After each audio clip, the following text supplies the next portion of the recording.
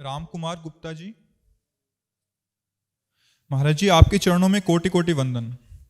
श्री सदगुरुदेव भगवान, आपकी कृपा से वृंदावन वास हो गया है। सदगुरुदेव भगवान, जैसे धाम वास मिल गया है, इस प्रकार इस अधम नीच पर कृपा करें जिससे भजन भी बन जाए। बस ऐसी कृपा सदा आपकी बनी रहे, कभी चित्त कहीं और ना जाने पाए। महाराज जी, कोई गलती हो तो क्षमा चाहते हैं। हाँ, यही जीवन की सार्थकता है। बस हम ऐसा अभ्यास करें। हमारी चाह के साथ क्रिया भी होनी चाहिए। जैसे हमें भोजन की चाह है तो फिर भोजन की क्रिया भी होनी चाहिए। समीप सब कुछ है पर हमें भोजन की क्रिया करनी होगी। चाह वो अधूरी मानी जाती है जिसके साथ क्रिया नहीं होती। तो हमारी अगर भजन की चाह है तो भजन क्रिया साथ होनी चाहिए। उसका अभ्यास प्रातः से शयन तक, चेतना से मृत्यु तक हम अभ्यास में डटे रहें। अपना तो बहुत करुणा सिंधु प्रियाजू का नाम है, बिल्कुल सहज सरल रसमय राधा राधा राधा।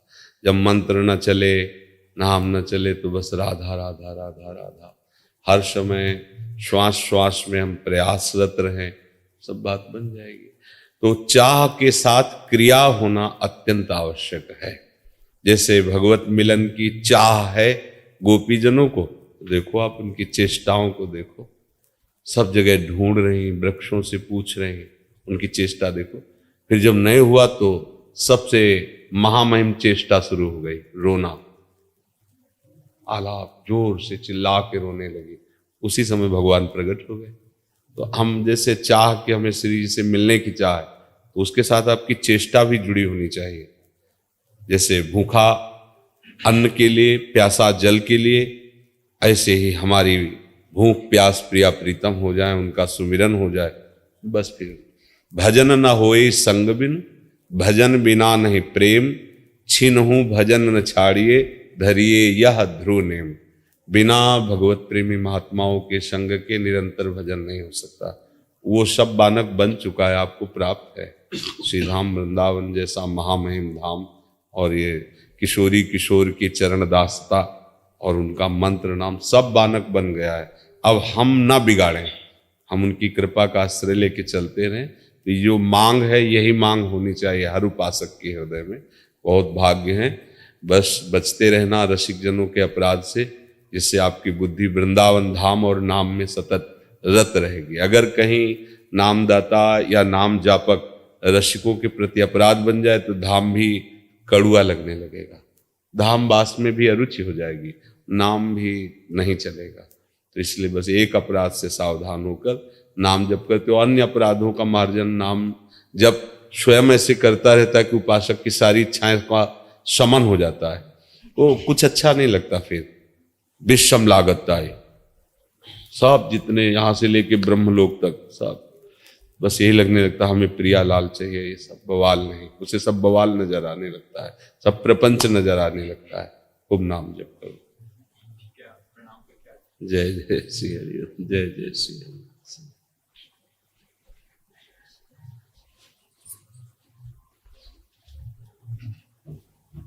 खुशबू शर्मा जी। मेरे परम पूजनीय प्राण धन महाराज श्री के चरणों में कोटि कोटि प्रणाम। जय श्री राधा वल्लभ श्री हरिवंश।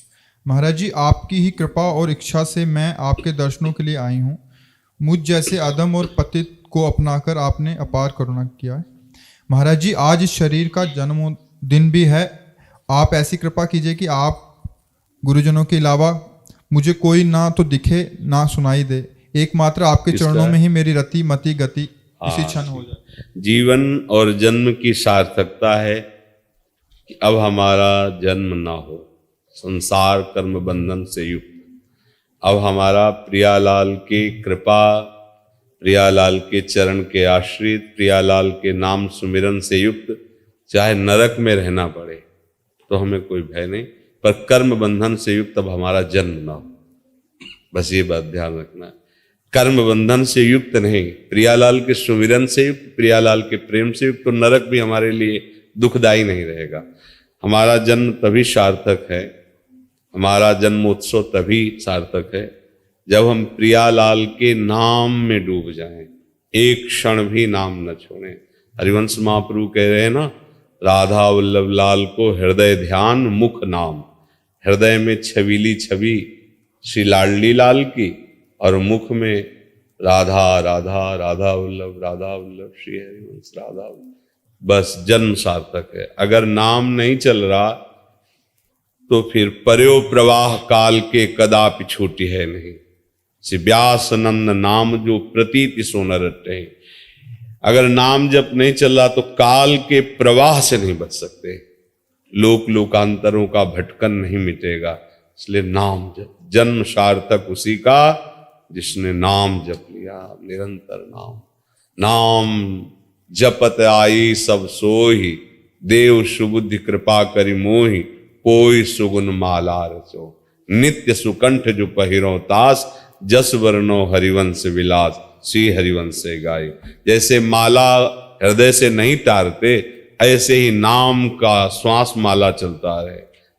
राधा वल्लभ श्री, राधा वल्लभ श्री, राधा वल्लभ सार्थक है। कलयुग में ऐसा अन्न, ऐसा संग, ऐसा दृश्य, ऐसा वायुमंडल मिलना बहुत दुर्लभ है कि आप भजन करो। ऐसा मिलना बहुत कठिन है। ये तो धाम है, इसलिए यहाँ तो सब कृपा ही कृपा है। अगर ऐसे वायुमंडल में भजन कर ले गए तो जो दसियों हजार वर्ष तपस्या से नहीं मिलता था, वो कलयुग बहुत कम दिनों में प्रदान कर देगा। कलयुग का एक प्रताप भी है कि जो ऐसे वातावरण में नाम जप कर ले जाए, तो जहां दाहिना पैर के अंगूठे केवल खड़े होकर 10-10 हजार वर्ष तक बिना खाए पिए तप करते, वो जो फल मिलता था वो ऐसे ही कलयुग प्रदान कर देगा। पर इसमें भजन का सहयोग नहीं है। खान पान, संग, दृश्य, ये सब भजन विमुख करने वाले हैं। अगर ऐसे में कर ले गया भजन तो परम लाभ मिल जाएगा। इसलिए चाहे स्त्री शरीर हो चाहे पुरुष शरीर है, तो भगवान का बच्चा ही, भगवान कांशी तो है ना। खूब नाम जप करे, उसी में जीवन सार्थक है।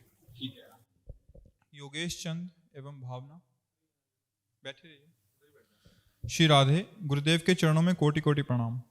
महाराज श्री, हम चित्तौड़गढ़ राजस्थान से आपकी शरण में आए हैं। प्रथम बार आपका साक्षात दर्शन प्राप्त होना निश्चित ही हमारे लिए परम सौभाग्य का बात है। आपका परिचय यूट्यूब के माध्यम से हुआ है। आपकी कृपा दृष्टि हमारे ऊपर है। हमारा पथ प्रदर्शन कीजिए महाराज जी। मैं और मेरे पतिदेव आपसे नाम दान की याचना करते हैं। अच्छा है, पहले ये निश्चय कर लेना चाहिए किसी भी संत महापुरुष से जुड़ने पर, हमारा उद्देश्य पक्का और हमारा निश्चय पक्का, क्योंकि ये परमार्थ पथ है। इसमें बार बार बदलाव नहीं किया जाता, क्योंकि समय नहीं अपने पास, कब श्वास रुक जाए इसका भरोसा नहीं। इसलिए गुरु बनाने के पहले अपने मन को ये देख लेना चाहिए कि इनके वचनों पर मुझे विश्वास है कि नहीं, इनमें मुझे मनुष्य बुद्धि है या संत बुद्धि है या भगवत बुद्धि है, इसकी जांच करनी चाहिए। और जब ये अंदर से निश्चय हो जाए कि गुरु साक्षात परब्रह्म, मेरे भगवान मेरे ऊपर करुणा करके मेरे को मेरी भाषा में समझाने के लिए मनुष्य रूप धारण किए हुए बैठे हैं, इनकी आज्ञा का हम अक्षरशः पालन करेंगे, बस हो गई बात। इतनी ही बात है। आज्ञा शम्न सुसाहब सेवा, जो अपने गुरुदेव की आज्ञा का पालन कर लेता है मंगल हो जाता। और वो गुरुदेव नहीं होते जो वासना का खेल खेलते हैं, जो संसारिक भोग सामग्रियों के लिए अपनी महिमा से नीचे उतर जाएं, वो गुरुदेव नहीं होते। ऊसर बरसई तृण नहीं जामा, संत हृदय जिम उपज न कामा। पहले खूब श्रद्धा और विश्वास कर ले, फिर किसी को गुरु बनाए, और जब गुरु बनाए तो फिर उनकी आज्ञा पर कोई प्रश्नवाचक चिन्ह नहीं होना चाहिए, और हृदय से पालन करे तो भगवान इसी जन्म में मिल जाएंगे, क्योंकि वो मिलने के लिए ही हमें मनुष्य जन्म दिया है। पर अगर तुम्हें सत्संग मिलता है तो कुसंग भी अपना प्रभाव दिखाने की कोशिश करेगा। आपकी निष्ठा, आपकी भावना इतनी सुरक्षित होनी चाहिए कि किसी का भी कुसंग का प्रभाव हमारे मन पर न पड़े। जो रहीम उत्तम प्रकृति का कर शकत कुसंग, चंदन विष व्यापत नहीं लपटे रहत भुजंग। चंदन में बड़े बड़े फणधारी सांप लिपटे रहते हैं शीतलता प्राप्त करने के लिए, लेकिन चंदन अपना शीतलता देता है, उसका दोष विष नहीं ग्रहण करता। ऐसे ही कुसंगी पुरुष अगर कभी हमारे पास बैठे तो उसका मंगल हो, हम उसकी अमंगल भाषा, नास्तिक भाषा अपने मन में, अपने श्रवणेंद्रिय में कभी ना बैठा लें। तो फिर गुरु आज्ञा का पालन करने में हमारा मन उत्साहित होकर चल पड़ेगा। जो चाहत है नित्य सुख, अरु मन को विश्राम, हित ध्रुव हित सो भजत रहो पल पल श्यामा श्याम। कह रहे हैं जो नित्य निरंतर सुख चाहते हो, कभी दुख में किंचन मात्र हमारा मन ना जाए, तो निरंतर पल पल जपते रहो श्यामा श्याम श्यामा श्याम, राधा वल्लभ श्री हरिवंश। इसी से मंगल हो जाएगा जी।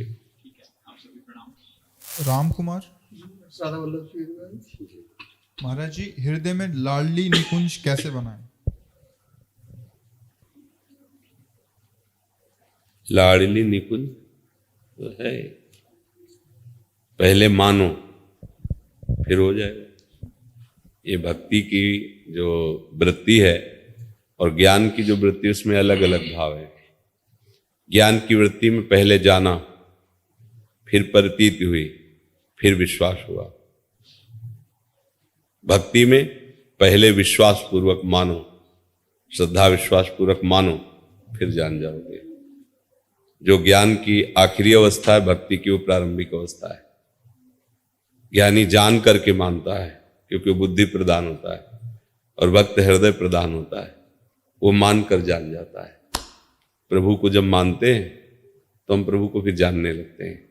ऐसे हम पहले ये माने कि मेरा हृदय नहीं है, ये लाडली जू का निकुंज है। पहले माने तो हम, अब लाडली जू के निकुंज की हमें सेवा मिली, सोहनी लगाने की।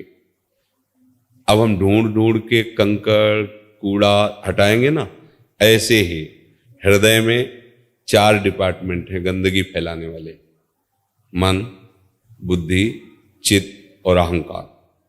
मन भोगों का संकल्प करता है, बुद्धि भोगों में सुख ऐसा निश्चय करती है, चित्त भोगों का चिंतन करता, अहंकार स्वीकार करता, मैं भोगता हूं।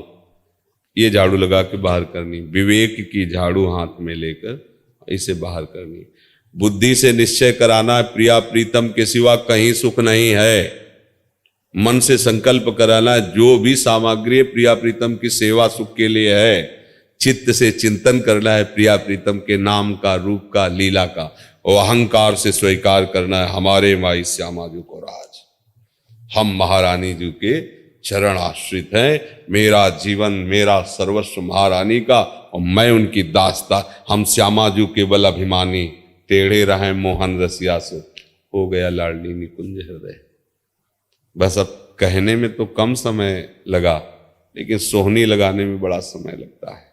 क्योंकि ये कूड़ा करकट फैलाने वाले काम, क्रोध, लोभ, मोह, मद, मत्सर, ये हमारे हृदय को गंदा करते रहते। इसलिए लगता है कहाँ ये लाडली का निकुंज बन सकता है हृदय। पर हमें चिंता नहीं करनी। हम आचार्य की शरण है, गुरुदेव की शरण है, उनकी कृपा कोर हमारे ऊपर है। जितना हम साफ कर पाए उन्हें चतुर सखियां हैं जो 1 सेकंड में सोहनी लगा के साफ कर देंगी, है नहीं? महिमा तेरी कहा कहो, श्री हरिवंश दयाल, तेरे द्वारे बटत है सहज लाडली लाल। हमें उनके चरणों का दृढ़ता पूर्वक आश्रय ले लेना है। और सही बात आपको बताए, हमारे बनाए ना बनेगी कोटि कल्प लो, और आपके बनाए बनेगी पल पाव में। पल के चौथाई हिस्से में भी बन जाएगी। ये भाव अंदर रखकर हम अंदर से शरण में हो जाए। अंदर से लाडली बस आप संभाल लो। वो ऐसे संभाल लेंगे कि समझ में भी नहीं आएगा और आप निकल जाओगे। कोई श्रम नहीं, कोई परिश्रम नहीं, और आपको अहम भी नहीं होगा कि आप कितनी ऊंचाई पर पहुंच गए साधना की। लाडली जो ऐसे धीरे से निकाल देंगी। भरोसा रखो गोरे चरणारविंद का, सब ठीक हो जाएगा। और नाम जप करते हो श्री जी का।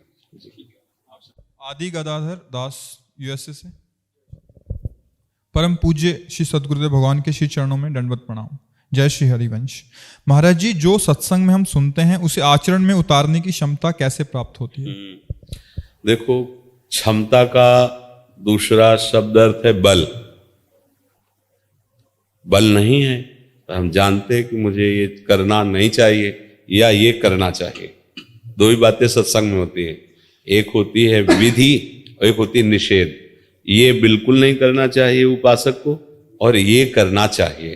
तो ना जो कहा जाता है करना चाहिए उसको हम पूरा कर पाते हैं, और ना करना चाहिए हम उसको पूरा नहीं कर पाते। तो दोनों जगह हम अपने को बलहीन पाते हैं, क्षमताहीन पाते हैं। अब अध्यात्म में सबसे बड़ा बल होता है अपने को निर्बल समझकर प्रभु श्री कृष्ण के चरणों का पूर्ण बल अपने में अनुभव करना, और उसका अनुभव करने की प्रक्रिया है उनका नाम जप करना। अपबल तपबल और बाहुबल चौथो बल है दाम, सूर किशोर कृपा ते सब बल हारे को हरे नाम। हार गया हे हरि, मैं बहुत उपाय करके देखा पर मैं आपके योग्य कभी नहीं बन पाऊंगा। ये विकार मुझे बार बार नष्ट कर देते हैं। जो नहीं करना चाहिए वो कर रहा हूं, जो करना चाहिए वो नहीं कर पा रहा हूं। हे हरि, मैं आपके अंदर की बात है, आश्रित हो गए और नाम जप के, जितना नाम जप करोगे वो अनर्थ की निवृत्ति करके आप में आध्यात्मिक शक्ति भरेगा। अगर नाम का बल संतों के पास ना होता तो वो निर्विकार ना होते। वो क्या, वो जिनको देख लिया, जिनको छू दिया, जिनको अपना मान लिया, वो निर्विकार हो गए। देवर्षि नारद जी लिखते हैं सतरति सतरति सा लोकान तारयति, वो तर जाता है, वो तर जाता है, वो लोकों को तार देता है। कौन?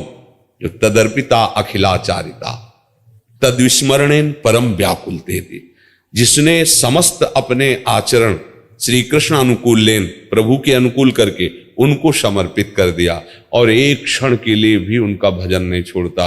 अगर एक क्षण के लिए कभी किसी कारणवशात ऐसा लगता है कि भजन छूट गया क्या, तो तद विस्मरणेन परम व्याकुल, वो व्याकुल हो जाता है। जैसे मछली को जल से अलग करो तो तड़पने लगती है, ऐसे वो तड़पने लगता है। तब फिर वो बल जागृत होता है, माया उसे परास्त नहीं कर पाती।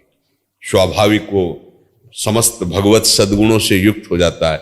शरणागत और नाम जपक दोनों होने ही चाहिए, क्योंकि अगर शरणागत नहीं हो तो दैन्य भाव नहीं आएगा, अहम बना रहेगा, और अहम से युक्त होकर नाम जप करने पर स्वाद नहीं मिलेगा, बल का अनुभव नहीं होगा, क्योंकि अहम बल है। भागवतिक बल का उसी को अनुभव होता है जो अहम बल शून्य होता है। मेरे बल सी वृंदावन रानी, देखो उपासकों ने, रसिक जनों ने क्या कहा, मेरे बल सी वृंदावन रानी। कैसी वृंदावन रानी? बोले जाहि निरंतर सेवत मोहन बन विनोद सुखदानी, मेरे बल सी वृंदावन रानी। जिनकी चरण कृपाते पाई कुंज केली रससानी, जैसे रूप लाल हित हाथ बिकानी, निधि पाई मन मानी, मेरे बल सी वृंदावन। मेरे बल हैं कौन? न भजन बल, न तपस्या बल, न साधना बल, न व्रत बल, न नियम बल, कोई और बल का स्मरण नहीं। मेरे बल श्री वृंदावन, श्री किशोरी जी के चरणारविंद हमारे बल हैं, उनका आश्रय और उनका नाम।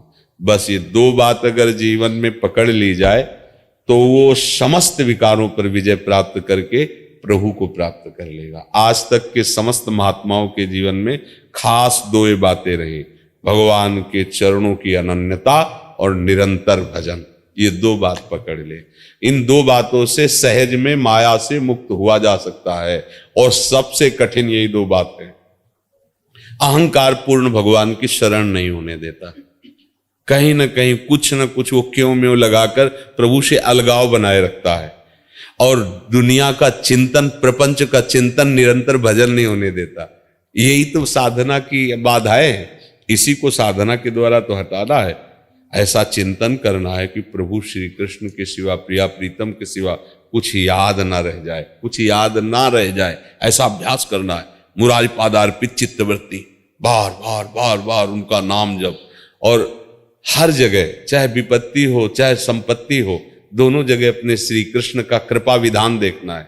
अगर आज हमारे पास व्यवस्था नहीं है, बड़े दुख आ रहे हैं, तो कोई ना कोई मंगल विधान कृष्ण कर रहे हैं। हमें लग रहा है कि अमंगल हो रहा है, लेकिन कोई न कोई मंगल विधान जिसे हम देख नहीं पा रहे। अच्छा, सुख सुविधा अनुकूलता है, श्री कृष्ण की नजर है, इसलिए है। दोनों बातों में भक्त अपने आराध्य देव को कहीं अहंकार का पोषण नहीं करता। मैं बहुत तपस्वी हूं, मैं भजनानंदी हूं, मैं भक्त हूं, इसलिए मेरे पास ऐसा है, और मैं आपका भजन करता हूं, फिर ऐसी विपत्तियां क्यों, ऐसा दुख क्यों। ये जब आवे तो समझ लेना अहंकार अभी है। अहंकार के कारण ही इन दोनों में विपरीत भावना आती है। नहीं तो शरणागत का लक्षण है श्री कृष्ण अनुकूल लेन। अगर अनुकूलता नहीं है तो फिर हमारी अभी शरणागति पुष्ट श्री कृष्ण अनुकूल, अपनी अनुकूलता नहीं, श्री कृष्ण अनुकूल लेन, प्रतिकूलस्य वर्जनम, उनके प्रतिकूल न सोच न चिंतन न आचरण, आनंद आ जाएगा। मामे वे प्रपद्यन्ते माया में ताम एक मात्र चरण, बस दुनिया की बात समझनी नहीं, अपनी बात किसी को समझानी नहीं, किसी की बात हमें समझनी नहीं, क्योंकि ऐसी समझ आती है कि ये सब फिर भूल जाओगे जो बात हो रही। कहे ना अपनी और सुने न किसी,